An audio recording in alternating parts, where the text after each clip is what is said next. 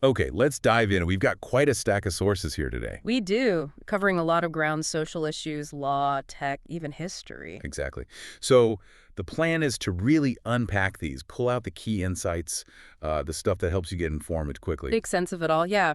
It's a diverse set, different angles on complex topics. Let's just jump right in. Sounds good.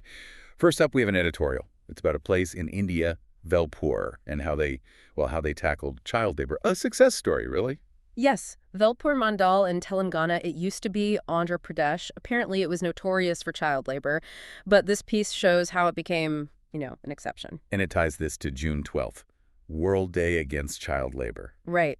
Mentions the ILO, the global goal SDG target 8.7, aiming to end child labor by 2025, though the source is quick to point out we're pretty far from hitting that globally. The numbers are just staggering. The source quotes, 160 million children in child labor? Yeah, almost 1 in 10 children worldwide. And it says 9 out of 10 of those are in Africa, Asia, and the Pacific. It's heavily concentrated. And the pandemic didn't help things, I imagine. No, the article mentions that specifically. School closures, parents losing income.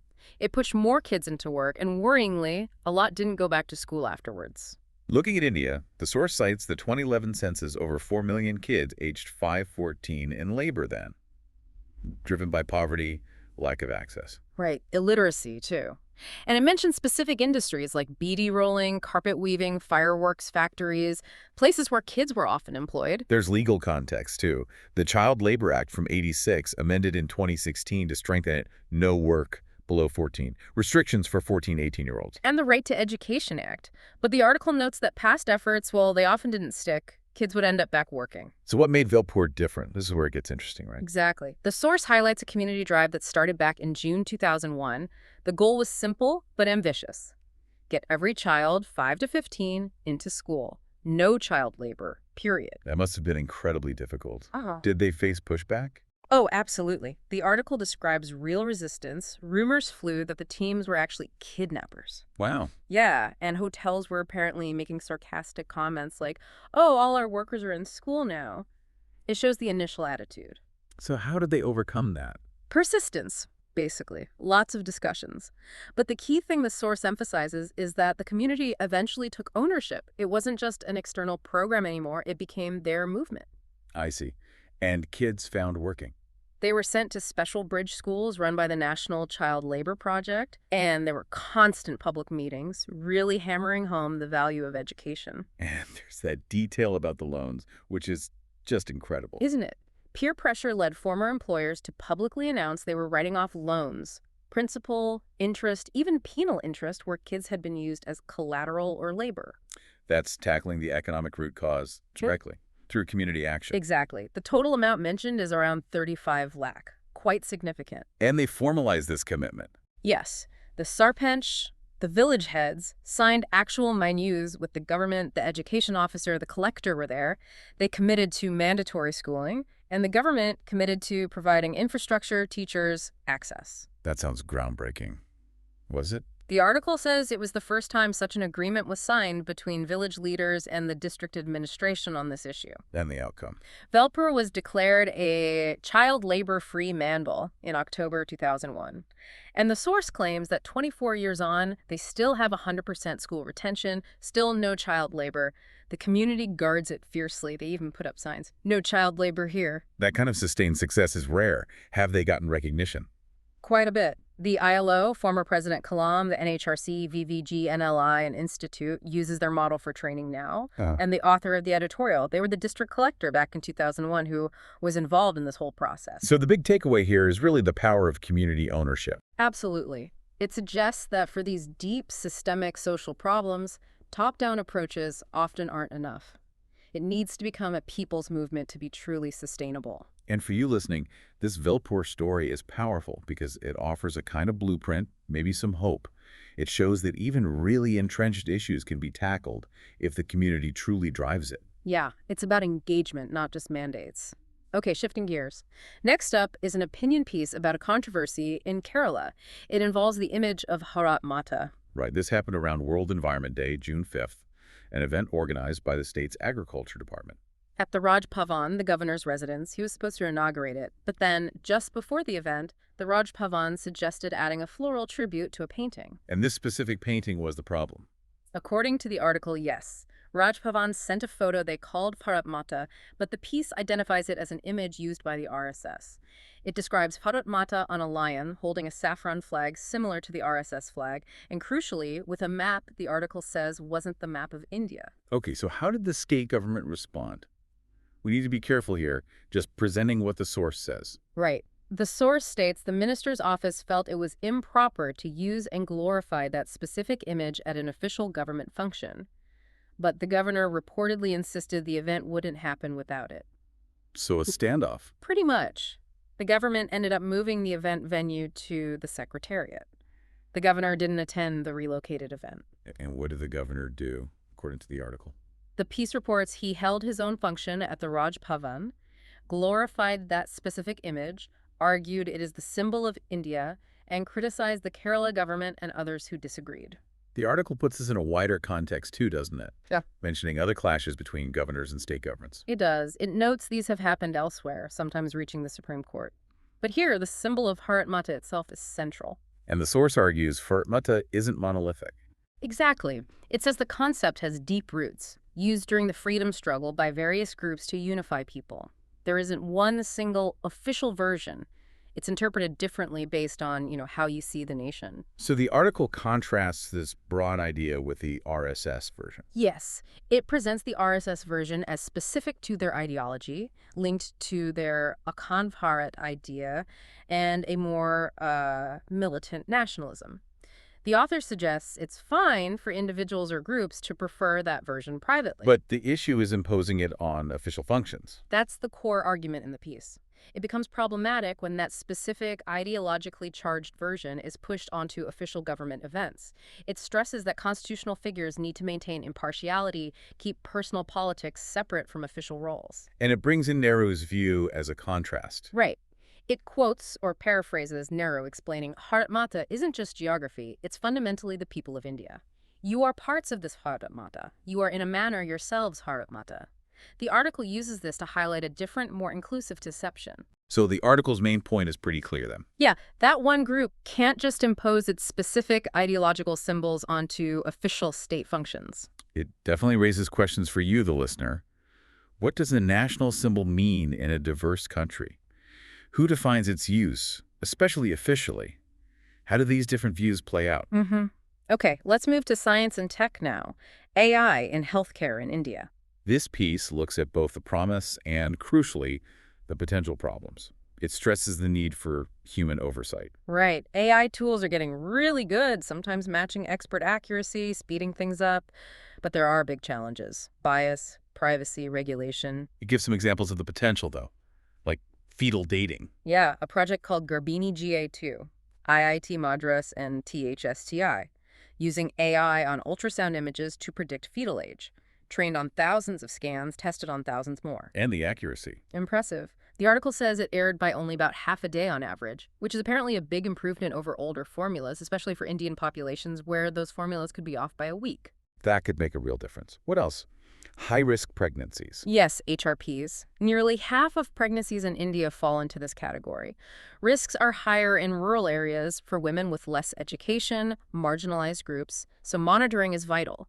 ANMs, the auxiliary nurse midwives, are key here. And AI is helping them. An NGO called RM Man, working with governments and UNICEF, trains ANMs, but trainers are stretched thin. So this year, they adopted an AI chatbot. It understands text or voice queries from ANMs and gives clinically validated answers. With humans still involved, I hope. Absolutely. The source calls it humans in the loop. If the chatbot struggles or the ANM isn't satisfied, a medical professional steps in. How's the feedback been? Very positive, according to the article. 94% positive feedback from 100 ANM testing it. An expert rated 91% of the answers accurate or satisfactory. But not perfect. No. The challenge mentioned is language, dealing with India's linguistic diversity, different accents. About 5% of voice queries weren't understood properly. Needs work there. The article also mentions virtual autopsies. Yeah. Autopsy. Yeah, it profiles an expert, Amar Jyoti Patwari. It touches on why this is relevant, public anxieties about traditional autopsies, concerns about mutilation, delays. So how does AI fit into vertopsy? It uses CT or MRI scans to create a 3D image of the body. Then AI models, specifically convolutional neural networks, or CNNs, analyze these images to detect findings. Any examples? The article cites a 2023 Japanese study where a CNN could distinguish drowning deaths using chest CT scans with pretty high accuracy, and a 2024 Swiss study where AI detected brain hemorrhages from post-mortem CTs. Advantages seem obvious: speed, maybe less invasive. Right, much faster, maybe half an hour versus hours for a conventional autopsy, and you Yeah. can digitally dissect the scans multiple times. Limitations. The source notes it might miss subtle things, small soft tissue injuries, changes in color or smell. The suggested solution is to combine it with information from relatives or police, a verbal autopsy, plus a basic visual exam. So all these examples seem to point towards AI as an assistant tool. That seems to be the trend highlighted. Even an earlier experiment with a patient chatting AI bot for doctors found most doctors saw it as helpful, but as support, not replacement. Okay, let's talk pitfalls. Privacy is a big one. Huge. India has Laws IT Act, the newer DPDP Act. But the article notes the DPDP Act lacks clarity on accountability for AI-driven decisions. That needs strengthening. Strong security, like masking personal data, is essential. And the other major risk mentioned is automation bias. Yes. A lawyer quoted, Shivangi Rai, explains it well. It's the tendency to just trust the machine, even if it's wrong. Humans relying on the AI output over their own professional judgment. That sounds dangerous in medicine. Extremely. The article describes a study that really drives this home. Radiologists evaluating mammograms were told an AI would provide a score, Yeah. but the researchers secretly fed the AI incorrect scores for some cases. The result: the radiologist's accuracy plummeted down to like 45%, even for experienced ones when the AI was wrong. They trusted the faulty AI score over their own reading. Wow, that's chilling. It really highlights the risk. The implication is clear. We need to train doctors on AI's limitations, not just its capabilities. And the AI tools themselves need constant testing and reassessment in real-world healthcare settings. So the conclusion is, potential is there, but proceed with caution. Exactly. India's AI adoption could make care cheaper, faster, more equitable. But these algorithms can inherit human biases and hide them. To make this work ethically, the article stresses robust data governance, proper clinician training, and clear enforceable accountability. What does this mean for you? AI in healthcare is happening now. It's not just future talk. Understanding the benefits and the risks is crucial, and remembering that human expertise, human critical thinking, remains absolutely vital even when powerful tools are involved. Well said. Okay, next source. This one tackles the debate around India's caste census. A contentious topic. This article advocates for looking at it through a lens of social management. Right. The context is the government's decision to conduct caste enumeration in the next census. The author argues we should see it less as for or against and more as a tool for managing social realities. It uses data from recent state-level surveys, right? Bihar and Telangana? Yes, to paint a picture. Bihar's 2023 survey found OBC/EBCs were over 63% of the population, SCs near 20%, general category about 15.5%. And it highlighted stark economic disparities: over a third of families living on less than €200 a day, with SC households disproportionately affected. Telangana's survey also showed BCs as a majority, over 56%. So the reality, according to the source, is that marginalized groups are actually the majority but are underrepresented. That's the core point. Underrepresented in education, jobs, governance. It even cites figures from a union minister showing very low percentages of OBC professors in central universities compared to the general category, despite reservation policies existing. And the problem is the lack of data to effectively address this. Precisely. No full caste census since 1931. The 2011 attempt had issues. Data wasn't released. So the article argues policies like affirmative action operate in a data vacuum based on speculation rather than current reality. This leads to the social management approach idea. What exactly does that entail, according to the source? It's presented as different from older top-down welfare models that didn't fully grasp the overlapping inequalities: caste, gender, class. This approach starts with detailed data. The goal is targeted, need-based interventions. It treats caste as a developmental factor, not just a stigma to be ignored. So knowing who needs what based on historical disadvantage. Exactly. That's the idea. It allows for, hopefully, more equitable and efficient policies. Caste data becomes a way to see and understand structural inequality. It mentions Tamil Nadu and Karnataka using state data this way already. And a national census could scale this up significantly. That's the potential the article sees. It could inform budgeting, allocating funds based on identified gaps in healthcare, education for specific groups, enable diversity audits, track if existing government schemes are actually reaching the most marginalized. But there are arguments against a caste census. The article addresses those. It does. The main criticism mentioned is that counting caste deepens divisions, undermines national unity. And the counterargument presented. The source argues caste divisions already exist and shape people's lives profoundly, whether counted or not. It's the underlying structure of opportunity and wealth distribution that matters, not the act of counting. Ignoring caste, in this view, just hides the inequality. The census reveals it, it doesn't create it. It also points out other democracies collect identity data for civil rights purposes. US, South Africa, Brazil arguing India should too. Transparency and accountability are also framed as benefits. Yes, beyond just policymaking. Having disaggregated data empowers civil society, media, citizens to check if resources are shared fairly. Public data allows people to demand transparency. It could even reveal inequalities within caste groups, like elite capture of benefits. So the ultimate goal framed by the source is Not just counting heads, but using the data as a step towards recognizing and correcting injustice, linking it to broader goals like constitutional literacy, land rights, justice for marginalized women facing intersectional discrimination. the conclusion is quite bold potential for data-driven democratic transformation. If done right, yes, that's the argument. It leaves you with a big question. Can facing these complex realities through data actually help bridge divides by making inequality undeniable? Or does it risk hardening those lines? What stands out to you in this debate? Okay, let's shift focus again. International law and citizenship. The European Court of Justice and Malta's golden passports. Right. The ECJ struck down Malta's scheme from 2020. This allowed people to get Maltese citizenship and therefore EU citizenship by investing money. And Brussels took action because Malta kept the scheme going, only blocking Russians and Belarusians after the Ukraine war started. The source explains the difference between CBI and RBI. Citizenship by investment, CBI, the golden passports, and residency by investment, RBI, golden visas. Both let non-EU nationals live or work based on investment. And the risks highlighted are quite serious. Very. The European Parliament and Commission have flagged risks like money laundering, organized crime, tax evasion, corruption. They've called for ending these schemes. Is this a widespread issue? The scale mentioned is significant. A 2022 report found 132,000 people got EU entry this way between 2013 and 2019, bringing in over 20 billion.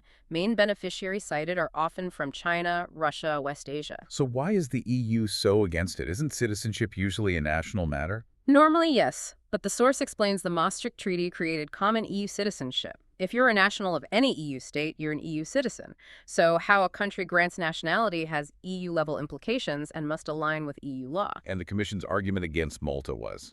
That the main appeal of Malta's scheme wasn't just Maltese nationality, it was the EU citizenship rights that came with it, free movement, right to work, vote across the bloc. Selling EU access, essentially. That was the charge. The article quotes Commission President von der Leyen, "European values are not for sale."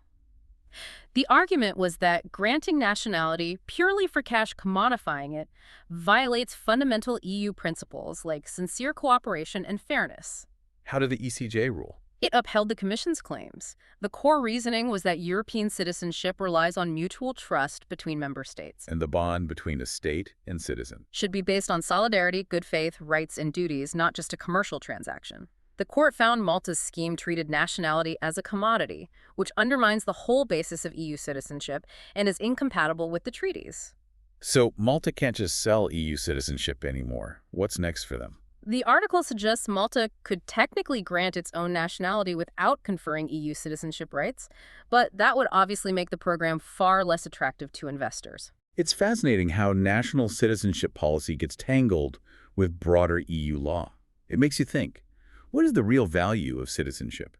Should it ever be directly tied to money? Fundamental question. Okay, one last source for today. This one looks at history and politics specifically, the legacy of Sankaran, Nair. a historical figure from Kerala, former Congress president.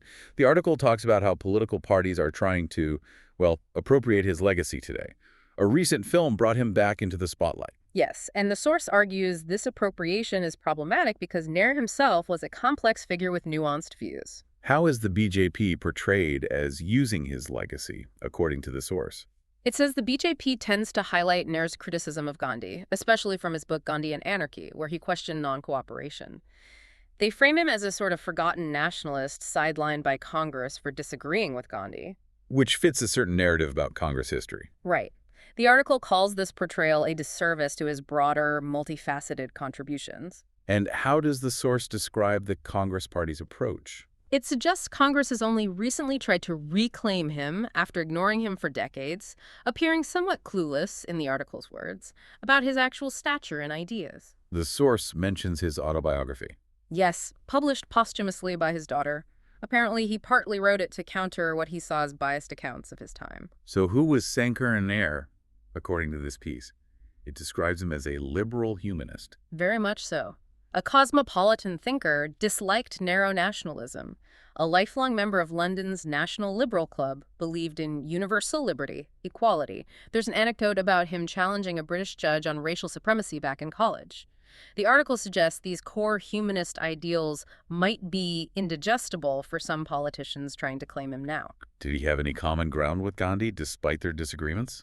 The article points out some. He admired India's autonomous villages, was a passionate social reformer, saw independence as a means to social change. He actively fought caste oppression and gender inequality in Hindu law. But his criticism of Gandhi was sharp. It was. While acknowledging Gandhi's global importance, Nair criticized what he saw as a contradiction between ahimsa and nonviolence and Gandhi's stance on the caste system. He felt Gandhi's position helped align conservative Hindus with the movement. The article quotes him saying the caste system itself opposes ahimsa. The source also emphasizes his secularism. Strongly. He envisioned a strictly secular government, aligned with liberal thought, focused on breaking social barriers, educating lower classes, uplifting women. He initially opposed sectarian universities like BHU, fearing communal strife. And disliked mixing religion and politics? Absolutely, and extreme nationalism. His belief in constitutional methods, his rejection of what he saw as political fanaticism, led him to oppose Gandhi's non-cooperation and the Khilafat movement. As Gandhi's influence grew, Nair stepped back from active politics. What were his views on law? The article quotes him contrasting English law, seeing it as individualistic, promoting equality and progress, with Hindu law, seeing it as communalistic, perpetuating caste and stagnation. He admired figures like Buddha and Christ. And he advocated for English education. Yes, as education member on the Viceroy's Council.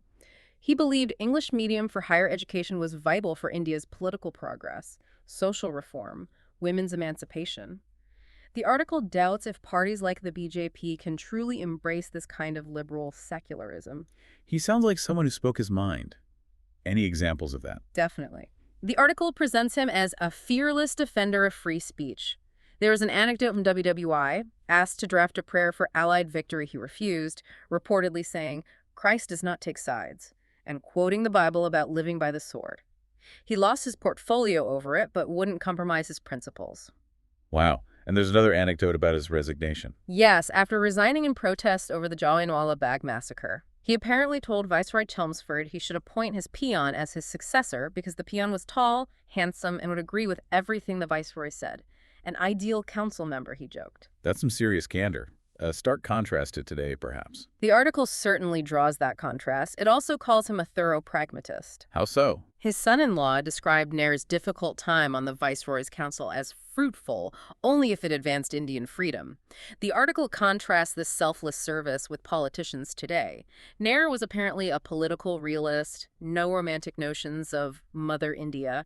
For him, India was millions of real people, poor, illiterate, superstitious, bound by caste. A harsh, but maybe realistic assessment. And the article adds poignantly that this reality is still very much present today. So the final message from the source is, if politicians truly care about the people, they should learn from Nair's integrity and selflessness, not just use his name for propaganda.